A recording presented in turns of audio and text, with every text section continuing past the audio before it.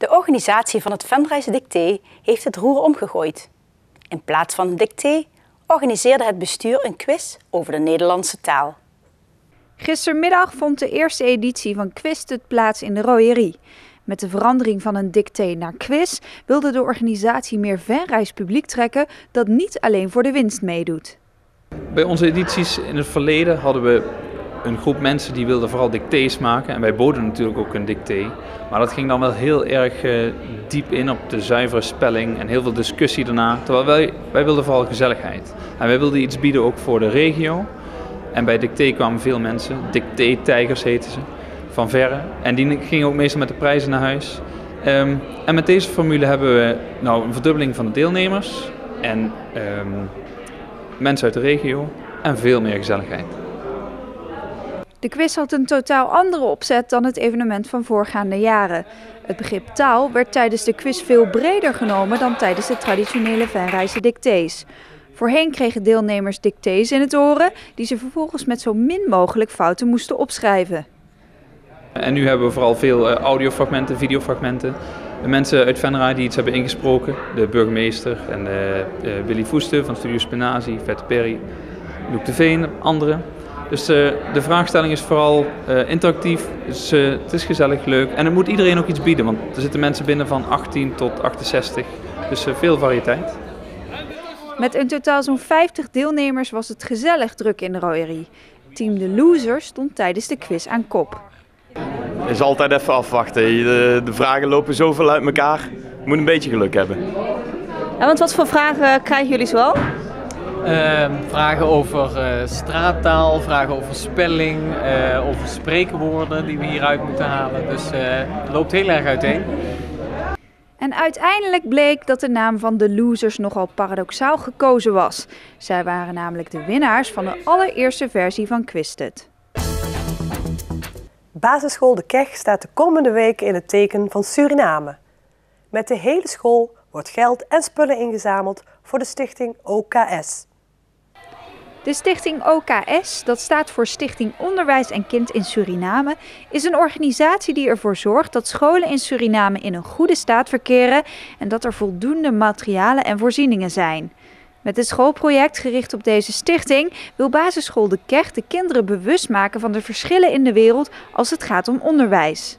We willen de kinderen ook duidelijk maken dat onderwijs hier allemaal heel goed is en dat dat niet altijd standaard is voor iedereen. Dat er kinderen zijn in andere landen die ook heel hard die dingen nog nodig hebben en dat het niet overal normaal is zoals het hier is. En daar willen we de kinderen dus laten werken en laten zien hoe dat gaat. Gisteren was de gezamenlijke opening met onder andere een Surinaamse modeshow en hapjes. De aankomende weken gaan de leerlingen hard aan de slag voor de Surinaamse scholen. De stichting wordt op verschillende manieren ondersteund door de KEG. We gaan spullen inzamelen en we gaan geld inzamelen voor de stichting. Spullen doen we elke dinsdag door middel van lege flessen, spellen, schrijfmaterialen en schriften. Boeken die de kinderen daar kunnen gebruiken, want het is wel fijn als ze daar ook de Nederlandse boeken kunnen lezen die we hier hebben. En we hebben een donatiepot hier staan en op het einde houden we nog een hele grote sponsorloop waar we nog een heel leuk bedrag bij elkaar mee willen verzamelen. Een deel van de gemeenschapsruimte van de school is nu ook ingericht met een klein stukje Suriname, zodat de kinderen meer leren over het land zelf. Het zijn allemaal producten die je in Suriname, fruit, groenten, dat soort dingetjes. Dieren uit Suriname die je daar terug kunt vinden. We hebben krekels, wandelende takken, sprinkhanen, parkieten. En daarbij kunnen we ook nog een bezoekje gaan brengen aan de dierenwinkel, waarbij we ook nog echt de spinnen en slangen kunnen gaan zien die daar in Suriname leven. Meteen vanochtend al hadden kinderen van thuis uit allerlei spullen meegenomen, zoals lege flessen, maar ook spellen. De kinderen willen dan ook graag een bijdrage leveren aan de verbetering van de scholen in Suriname. Ja, ik vind het wel goed voor onze school, want Suriname ziet er ook wel veel anders uit dan hier. En dan wordt het echt opgeknapt, want nu is het nog niet echt helemaal goed.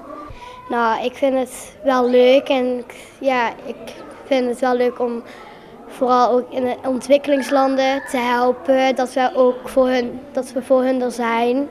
En dat vind ik wel belangrijk dat we dat doen. Nee, want hoe zien de scholen er daaruit? Ja, niet zoals bij ons, want het is echt heel anders en kleiner. En niet buiten spelen, geen allemaal klimrekken of zo. Nou, ik denk dat ze niet zo'n goede boeken hebben of schrijfmaterialen hebben. En ja, dat hebben wij hier natuurlijk wel. En ja, de school is ook anders. Het is niet zo netjes of het is helemaal niet zo goed opgebouwd. Het staat niet zo stevig. En ja. Het schoolproject loopt tot 25 april. Op die dag is er een afsluiting met een avonturen sponsorloop. Dan wordt ook de cheque met het bedrag overhandigd aan iemand van de stichting uit Suriname die op dat moment in Nederland verblijft. Vandaag zijn de verkeerslichten in Wansum op de Brugstraat officieel in gebruik genomen. Een lang gekoesterde wens van het dorp, waar toch niet iedere dorpsbewoner blij mee is. Net voor de herindeling veranderde de verkeerssituatie in Boxmeer, waardoor het vrachtverkeer in Wansum verdubbelde. Een onveilige situatie ontstond, waarbij voornamelijk schoolgaande jeugd heel goed moest uitkijken voor het oversteken. Een buurtbewoner kwam met het initiatief voor stoplichten ter hoogte van de Meerlose baan. Nu 2,5 jaar later ongeveer is haar wens en die van meerdere dorpsgenoten uitgekomen. Nou, het is een oplossing die zeg maar door 80-90% van het dorp wordt gedragen. En vandaar dat wij zijn gaan kijken hoe we hier de situatie zouden kunnen oplossen. Het is een provinciale weg en we zijn blij dat de provincie ook vorig jaar in augustus is komen kijken. En ook overtuigd geraakt is van de noodzaak om deze tijdelijke verkeerslichten hier te plaatsen. Toch is niet iedereen blij met de verkeerslichten. Er zijn buurtbewoners die al hebben aangegeven dat ze vinden dat de verkeerslichten niet op de goede plek staan. En juist bij bijvoorbeeld de afslag naar de C1000 zouden moeten staan. Toch denkt dorpsraadvoorzitter Jan Dene dat de aanpassing bij de Meerlose baan door het grootste deel van de inwoners wordt gedragen. Ik durf keihard te stellen dat hier 95% van de mensen blij mee is en dat het in ieder geval weer een veilige oversteek is. En dan blijft er nog 5% over, waarvan er 4% wat zegt en 1% gewoon niks zegt. En die 4%, wat zegt hij dan? Ja, dat zijn vaak de mensen die de beste stuurlui stellen en die weten achteraf altijd het beste hoe het had gemoeten. En dat is een beetje de klagers. Ik kan er eigenlijk niet heel veel zinnigs over zeggen. Gewoon klagers die overal commentaar op hebben, verder niks.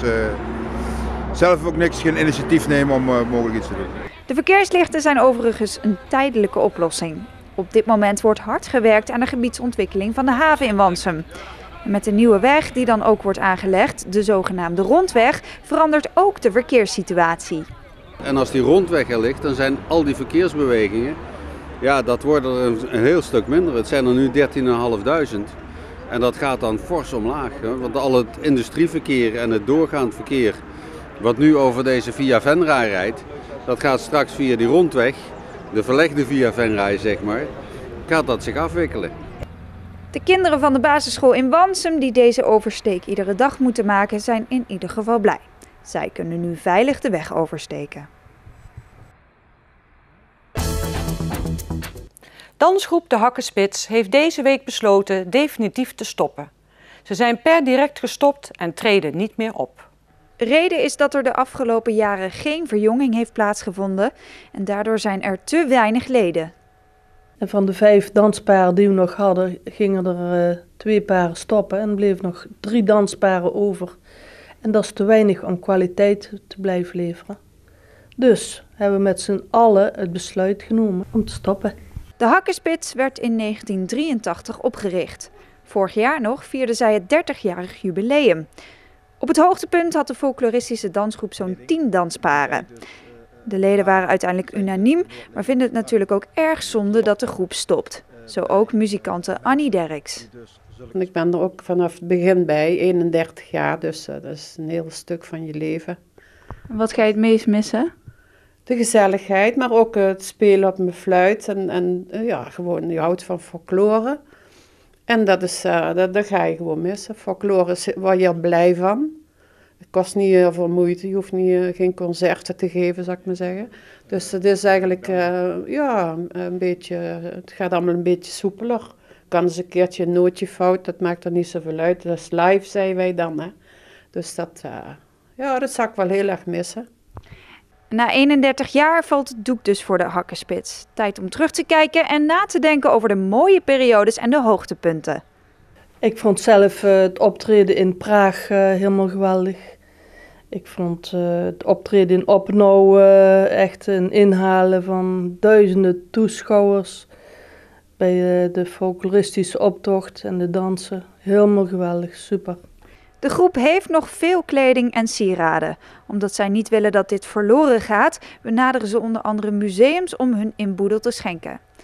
En uiteindelijk zal er ook nog een feestdag plaatsvinden. Wanneer dat gaat gebeuren, weet de organisatie nog niet.